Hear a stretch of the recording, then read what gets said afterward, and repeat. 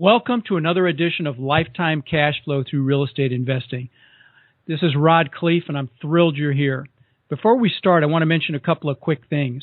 First being, if you like what you hear on this show, by all means, subscribe to us on iTunes. I also want to let you know that every week, I also do a short 5 to 10 minute show called Your Driving Force Success Tip.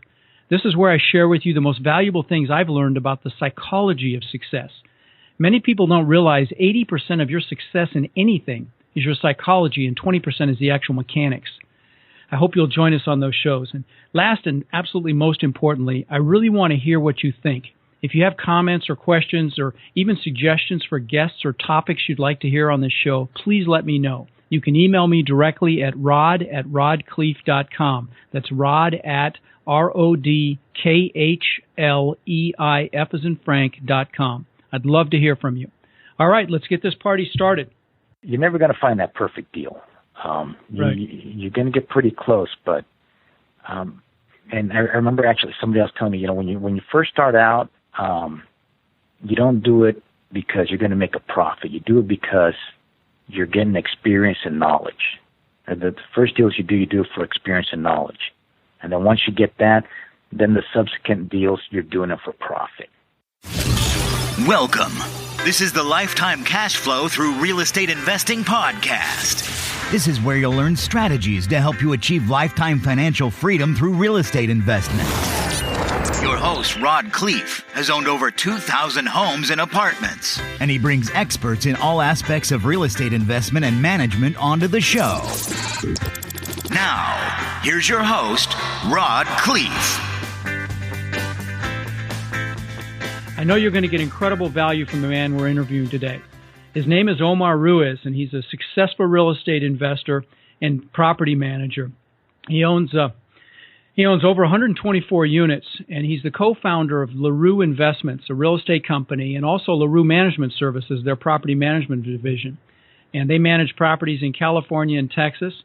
And Omar likes to give back by speaking to real estate investors in his area and sharing his knowledge on such topics as apartment analysis, due diligence, market cycles in different areas, and really effective property management practices. Omar, I'm thrilled to have you on the show. Thank you, Rod. I'm happy to be here. So why don't you take a minute and expand on my introduction and tell us your story about how you got started in real estate. Sure, certainly, and I'll kind of preface by saying that your audience probably shouldn't do one of the main things I did, which was start my own property management company, because that's a big task there, and you don't have to do that to be successful. I did that. Me and my partner did that because we knew how important property management was to investing in apartment complexes. And so Right. we just figured that if there was everything we knew about property management, that we would mitigate that risk when it came to investing, especially investing out of state, because I'm here in California, but I own stuff in Texas and out in the Midwest as well. And and so it just kind of made sense to us. And I was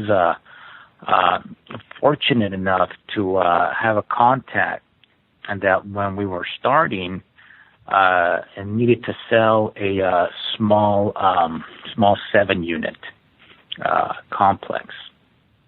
The issue was that they didn't keep good books and good financial statements, so when it came time for a buyer to submit an offer on this particular property, they didn't really have a good financial statement that they could produce to the buyer so they can vet the deal and make an offer on it. And what was your role in this transaction? So I proposed a kind of win-win for both of us. We wanted to learn as much about the apartment management side, so we said, look, we were already pretty knowledgeable as far as putting together financial statements and all that, and we said, look, let us manage the property for you. We'll lease up the units that are empty right now. We'll get you some good financial statements that you can back up with receipts. They can present those to a buyer, and then they'll have something that they can, work with you, and hopefully sell the property. Yeah, you'll make it marketable. You help them make it marketable, basically. Exactly. So I give them the financials. I even took the tour for the buyer there, and that was a great learning experience because I remember walking that property. It was the first property that we managed, and I remember walking around the parking lot, sweeping up. I felt like I owned it myself, and I treated it that way. And I always, I remember distinctly one day just standing in the parking lot. I got a broom in one hand, a dustpan in the other, and just thinking to myself, someday I'm going to own something like this. And eventually I did. So that first property, I always reflect back on that. Sure. But in the role of manager. So tell us about the first deal you did. What was the first property you bought? The first property we bought was actually a single-family home. Okay. And this was right in the middle of the recession. And at that time, your timing was good. Yeah, definitely, and that's why I talk a lot about. I've spoken before about market cycles and how important that is. What was happening at that time? We had this other, from that 7-unit. We got so good at the property management side of things that we got business from word of mouth, and there was another gentleman that needed a property manager. So we managed a few of his properties and got them leased up, but there was one where he was in trouble on that he was severely upside down on, and he needed to get rid of this property. He needed to sell it. So what did you do, a short sale or something? Yes, exactly. We did a short sale, and we were able to recognize the cash flow that this property was giving off. There was a Section 8 tenant that was already living there, and we knew a little bit about Section 8 already. Right. So it was very easy for us to do the numbers and kind of, realize that this thing was going to cash flow automatically after the sale. How'd you finance that? How'd you finance that first deal? That's a great question. We used a hard money lender. Okay. And even with those interest rates, what was the rate, just out of curiosity? It was 12%, and I believe yeah. even at 12%, you were able to cash flow. Yes, because the property was selling at such a low value that we were cash flowing tremendously on this property, and we paid some huge points up front. Right. Yeah, they're typically 10 or 12 interest rate, and then 3 to 5 points. So it's expensive money. But I tell people, I remember back in the olden days, and this is dating me, but literally back in the late 70s, early 80s, I bought houses in Denver when it crashed then with credit cards. Because for the same reason, when you can buy a house for $20,000 and you can rent it for $500-600 a month, you can afford to pay credit card rates and still cash flow and ultimately refinance. I assume you ultimately refinanced this property, or maybe you didn't. I don't know, but tell us. I'd be interested to know. Did you put new financing on it? Yes, that's exactly what we did. We eventually put conventional financing on it. And not only did we cash out the hard money, but we cashed out our investor that helped us get into the deal as well. So you brought in a partner as well then? Mm-hmm. Yes, we did. Okay, all right, and that's how you have to do it to get started, guys. And you could have done this deal. Correct me if I'm wrong. You could have done this deal with a duplex, a quad. You didn't have to be a single family home. It could have been a multifamily property, and use really the same funding structure. So I did do that. I absolutely do that. And the thing, Rod, that I learned about that, because I hear people sometimes say, they're very adverse to using hard money sometimes, and I can understand that.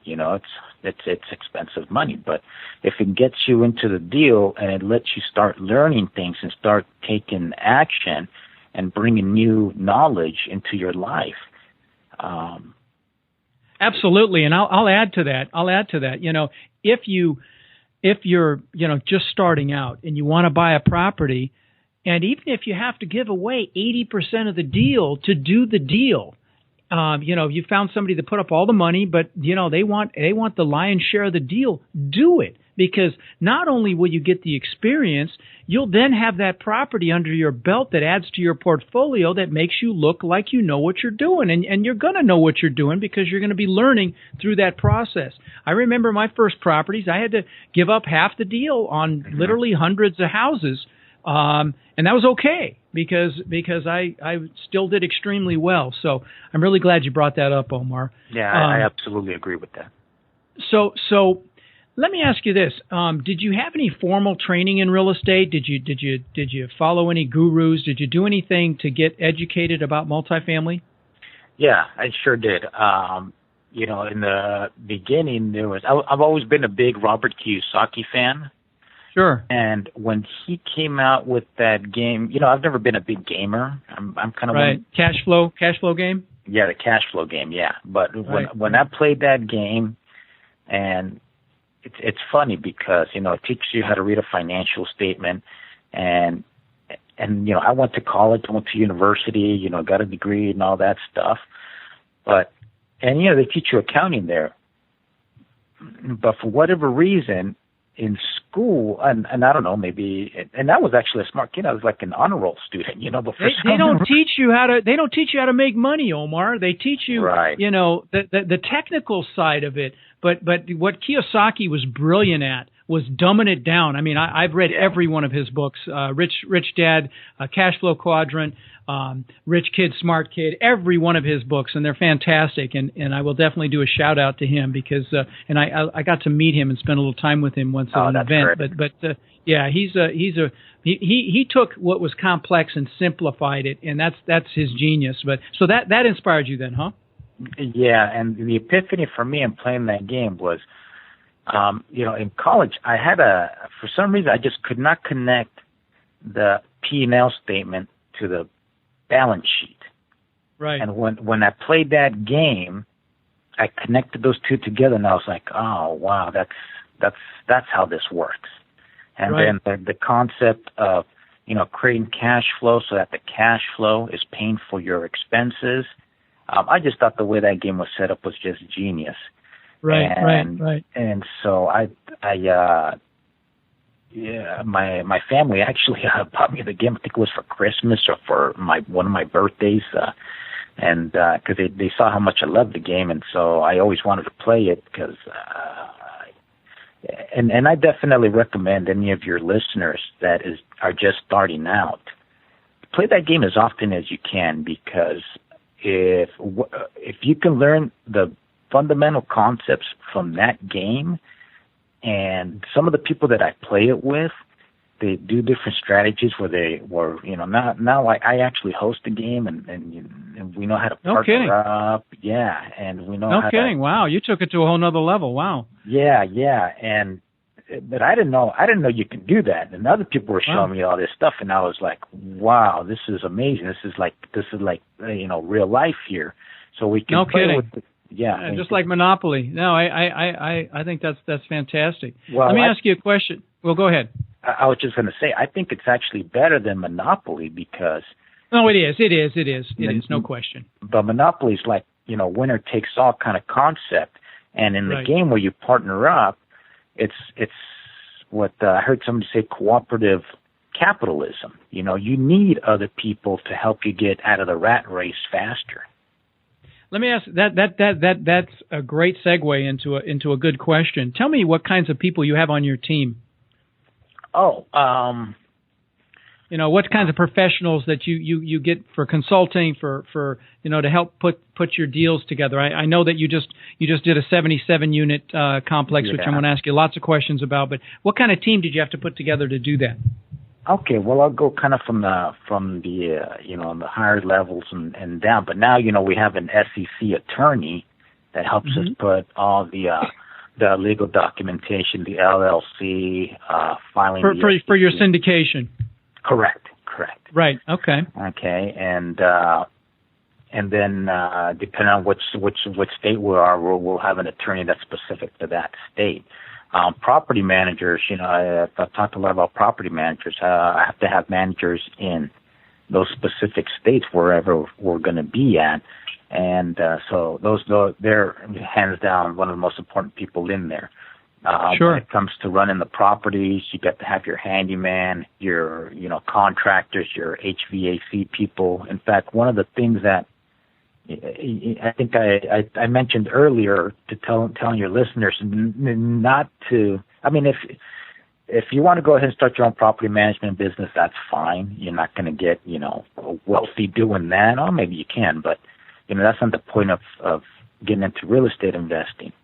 And I mentioned why we did that. But the thing that helped me focus on the investment side, because the property management business got very busy.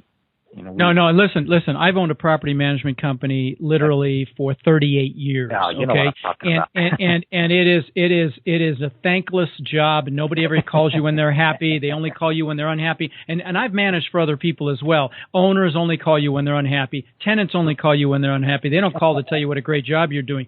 That said, though, Omar, I will say this, and there are very successful real estate investors that do it either way. I interviewed a billionaire on this show that has 35,000 units. They manage their own. And I've interviewed, some speakers that are fairly well known that advocate getting a property management company. The only thing I will tell you to tell my listeners as well is that if you decide to get a property management company, which is fine, and if you're in another state, it may very well be the best solution. But just realize you're going to have to manage that management company.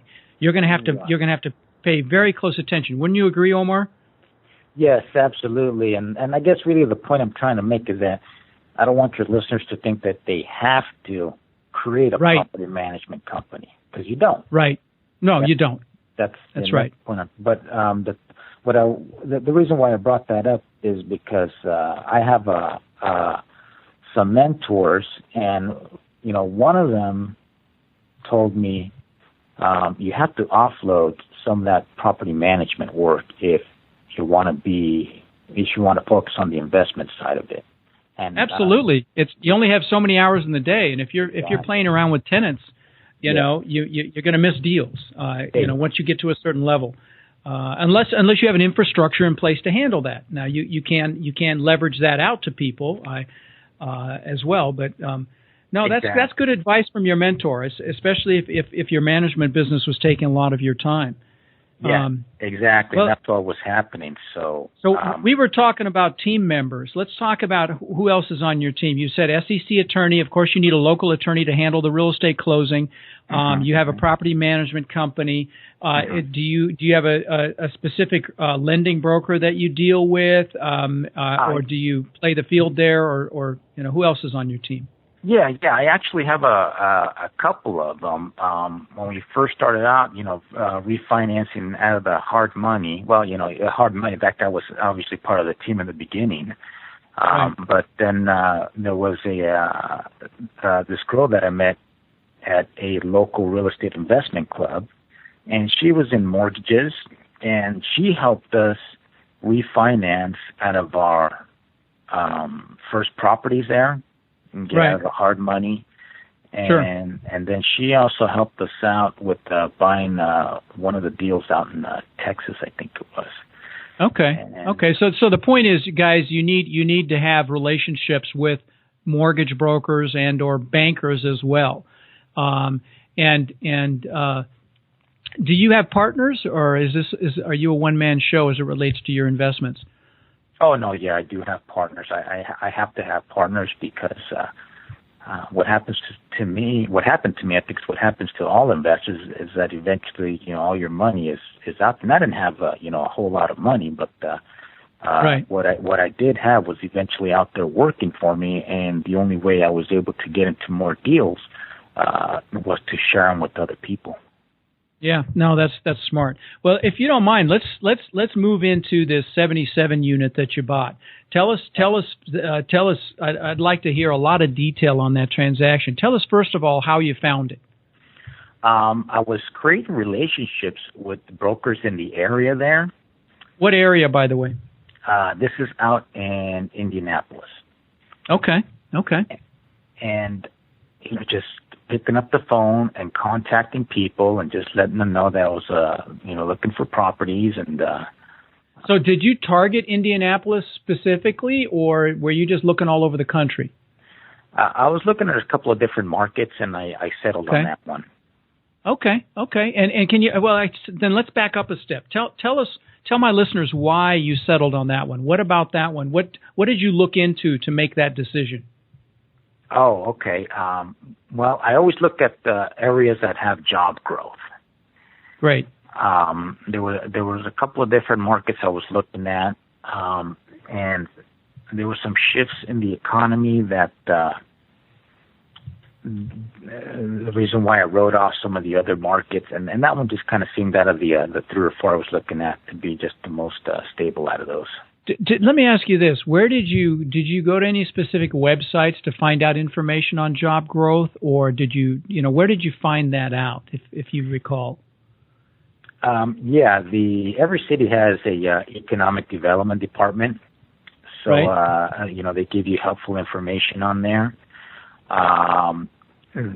Indianapolis has actually a lot of different websites. I can't remember all the specific ones. No, it's fine. That was very helpful. Just to if you like a market, find their economic development department and look at their website, and they'll likely have statistics there. No, that's a good one. I didn't know if you went to maybe one of the broker sites or LoopNet or somewhere else to look for demographical information.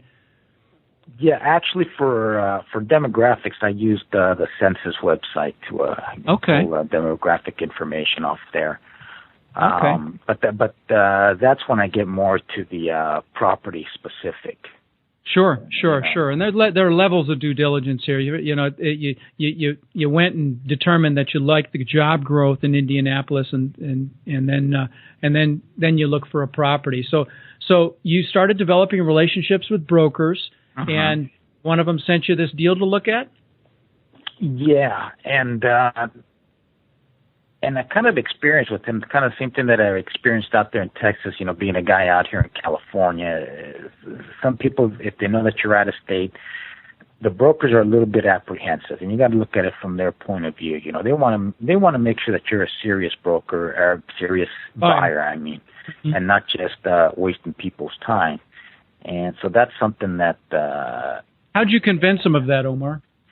Well, when he said, okay, so if we go under contract now, they said, you're going to come down here? I said, hey, I told him, you have your seller, sign the contract, I'll be on the first flight out there. So right. As soon as the guy was, signed it and, we started moving forward, I actually was looking for, he was expecting to be out there in 2 weeks, that's what he is. And I was looking for the flight that would get me there in 1 week, because I wanted to demonstrate to him how serious I was, and I wanted to remove any doubt. Right. Now, was this at the LOI stage, the letter of intent, or was this actually a sales contract stage? Actually, that was another really, really interesting thing about this, is that he actually allowed me to do the due diligence before we even got into contract. Wow. Yeah. So you're talking about, you mean boots on the ground due diligence? I'm talking about walking into all 77 units.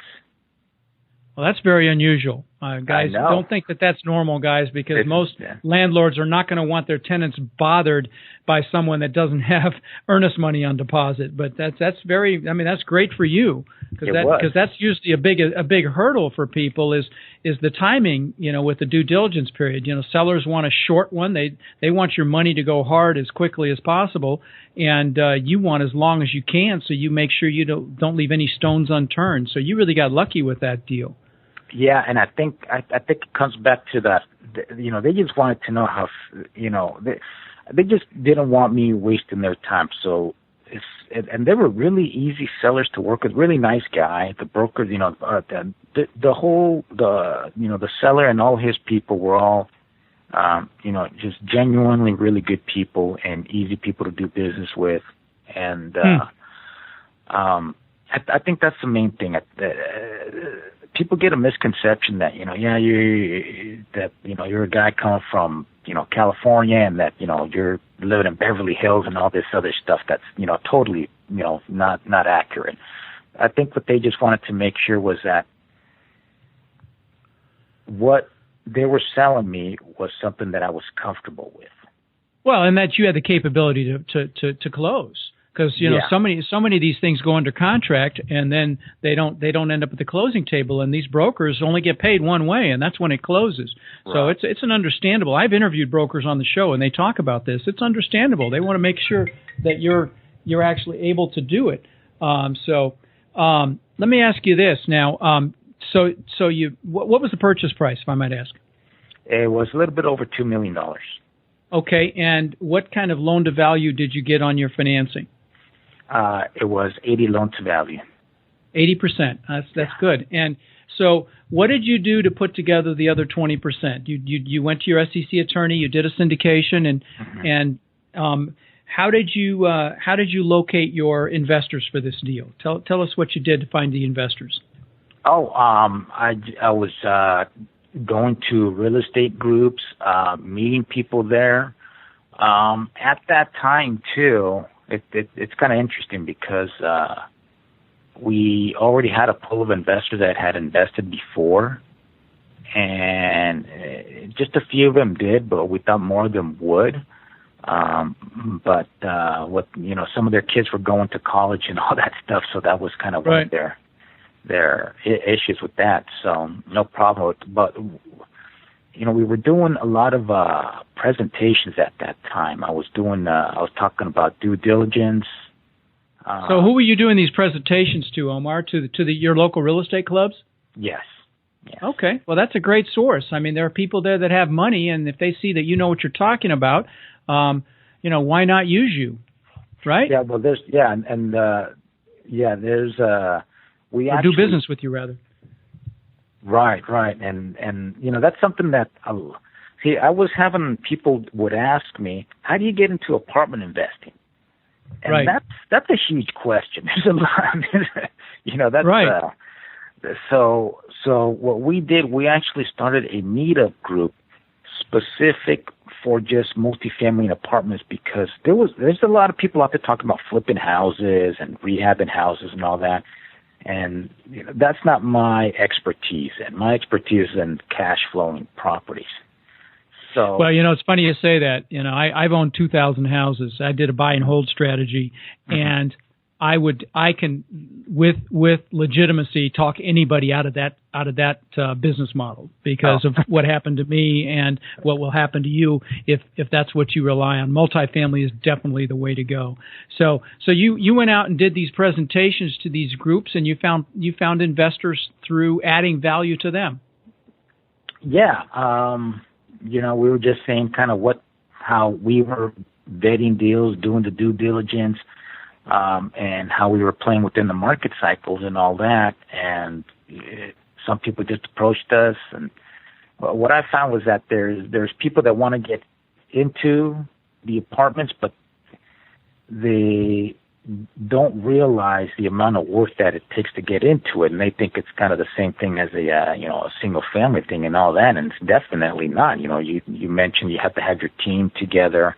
And there's a certain amount of knowledge that you have there. So, I told no question, you have to study it. You have to immerse yourself in it. And people that think they can dabble in it are kidding themselves. But that's why that's why I have this show, because there is a lot to it. But it's like anything. It's what you put into it. You have to be willing to learn it. Do you have any training or books that you would suggest or anything for someone looking to get into multifamily? Is there anything that, I know you talked about Kiyosaki. Yeah. There's actually a great book I'm actually reading it right now, and I think it's good for people that want to begin getting into multifamily. It's called The ABCs of Real Estate Investing.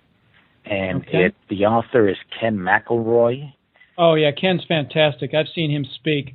Yeah, okay. That's a great one. I highly recommend that to the listeners because he's a very integrity-filled guy, and I'm sure his book is fantastic. In fact, he was at the same event I met Kiyosaki at. It was another podcast show event. But so let me ask you this: so you got this place under contract for $2 million. You put your syndication together. You closed on it. What kind of financing did you get? What kind of terms on your debt? Oh, it was the financing was 4.3, a little bit over 4.3. Wow! And what kind of amortization? It was 30-year. And do you have a balloon? Yeah, it's in 5 years. Okay, 30-year am, 5-year balloon, 4.35, fantastic rate. What's your exit plan for this property? Is it a value add opportunity? Do you have the ability to raise the value? Yeah, there was a couple of things that first off, I knew that the rents some of the rents were low there. Okay, how'd you figure that out? Oh well, there's a great website out there. It's called Rentometer or Rentometer, however people want to say it. And so I got some information off that. There's also you can get these great reports called RISE reports. That one's going to cost you money. It's not cheap, but for us it's worthwhile having that stuff. Okay. And we were just kind of getting these survey reports on what the rents were in the specific area of where this was. Sure. And guys listening, I mean, you can do this yourself too. I mean, you go on Google Earth or you go, you find like properties, and the key is like. I mean, if you find another complex with 2-bedroom units, you want to make sure they're the same size 2-bedroom units. The age is similar, but you can find out what the market rents are if you want to do it the old, guerrilla way. But these are some great resources, Rentometer and Rice. They're both great resources. So you determined that you could raise the rents. Did you also analyze the expenses? Yeah, and there was also a great value add there. One of the things that we discovered was that on a fair amount of units there, the seller, being the nice guy that he was, he kept the electric utilities in his name because when he was renting them up, I guess the tenants would say, "Oh, but the electric company's gonna request a security deposit from me, and it's going to be kind of tough for me." And so then the seller had, history with them and all that. So he said, "Okay, I'll tell you what, I'll just keep it under our company's name, and we'll charge you a utility allowance, so a little bit extra on the rent." When I was doing the due diligence, they gave me, stacks of receipts for every month, and I can see the units that were getting charged electrical, and some of the units were below, but a fair amount of those units were higher than the utility allowance amount they were charging them. So they were actually losing money on those where they were paying their electric. And guys, the reason I'm asking this question, for those of you that don't know, the key to the value in multifamily real estate is your net operating income. And that's your gross rental or income from all sources, less your expenses. Now, we're not talking about debt. We're only talking about property-related expenses. But your net operating income is the key to value. And anything you can do to improve your net operating income has an incremental increase in the value of your property. That's why I'm asking him questions about the rents versus the expenses. So how were the management expenses? Were they in line, or were there any other opportunities to improve your expense, lower your expenses? That was the main thing there. The electrical. Yeah, the electrical was going to be the huge value add on this particular property. That and the rents, those two combined were going to increase huge value there. Fantastic. And so is the plan to ultimately sell this property or refinance and keep it? The way I set these things up is that we plan to hold them for at least a 5-year period. Right. Okay, and then, we sell them off and then, go into the next property or the next market.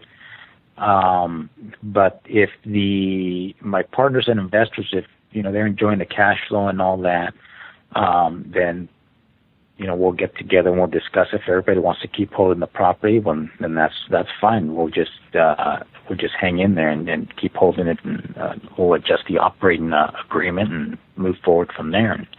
Sure. I personally, I call myself a real estate buyer. I hate selling, and I just there's nothing else you can buy that someone else pays for, and that's just my mindset. Let me ask you another question. Did you have, everybody has fear when they're doing a big deal. Obviously, $2 million, my guess is that was your largest deal. Tell me how you got over that fear and pushed forward with this thing. Oh, geez, it's there's always that fear factor there. God, you just got to have faith that things are going to work out. You might have little obstacles here and there. You kind of have to have just a mindset for that. Hey, it's gonna happen. You make that decision, and whatever happens, you're just going to keep moving forward. Right.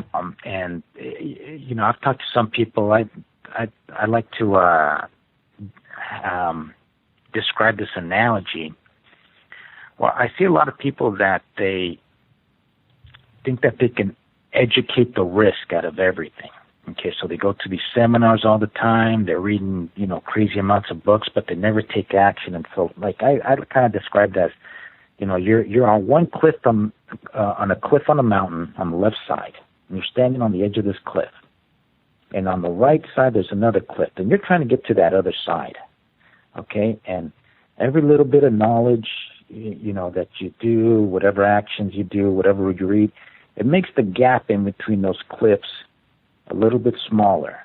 And you learn a little bit more, and it gets a little bit smaller. And it gets a little bit smaller as the more you learn. But eventually, there comes a point where that gap is not going to get any smaller. You've learned everything you can, and the only way you can bridge that gap is you have to take that leap of faith. Yeah, I love that.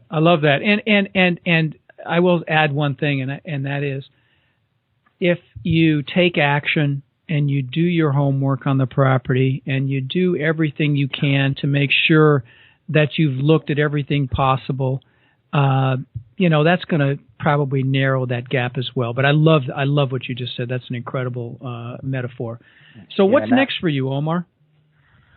Oh, geez. Well, it's funny. I mean, I've already put a couple of offers on some other deals. So I'm just really pumped up right now and just, really excited about this deal.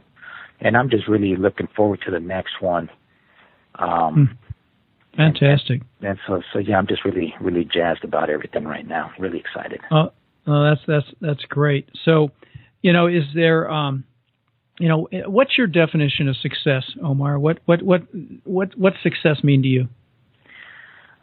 Success means to me is feeling happiness and content with where you're at, regardless of the little challenges. Just having a feeling of contentment. It doesn't necessarily, have to be you have, whatever the nicest car, or the biggest house, or whatever. But just feeling content. I like it. I like it. I couldn't agree more. So we're getting near the end of the show. I was hoping you could leave my listeners that are in multifamily or thinking about multifamily with maybe one last little bit of advice, one last little thing maybe a mentor has told you or you've learned in your investing career. Well, one of the things that I was thinking of, and my background is actually in aerospace. Okay. I'm an aerospace quality, and so I'm one of those guys that, would suffer from they call analysis paralysis. Mm-hmm. You know what I mean? I'm sure absolutely, absolutely, and a lot of people have that affliction. Yeah, a lot of those us engineer type guys, and right. You're never going to find that perfect deal. Right. You're going to get pretty close, but and I remember actually somebody else telling me, when you first start out, you don't do it because you're going to make a profit. You do it because you're getting experience and knowledge. And the first deals you do it for experience and knowledge. And then once you get that, then the subsequent deals, you're doing it for profit. Yeah, we kind of touched on that earlier with the splits with partners. Well, that's great advice, buddy. Well, listen, I really appreciate you being on the show, Omar. You've added a ton of value. It's been a lot of fun, and I hope we can stay in touch and follow each other's progress. Yeah, absolutely, Rod. I appreciate the time and your time, and you putting this together for your listeners. I think I'm sure they'll get some value out of it. Thank you for listening to the Lifetime Cash Flow Through Real Estate Investing podcast. If you've enjoyed the show, please subscribe and then take a moment to visit iTunes and leave a 5-star rating and review. For more resources to connect with us further, please visit our website at lifetimecashflowpodcast.com. Tune in next week for our next show.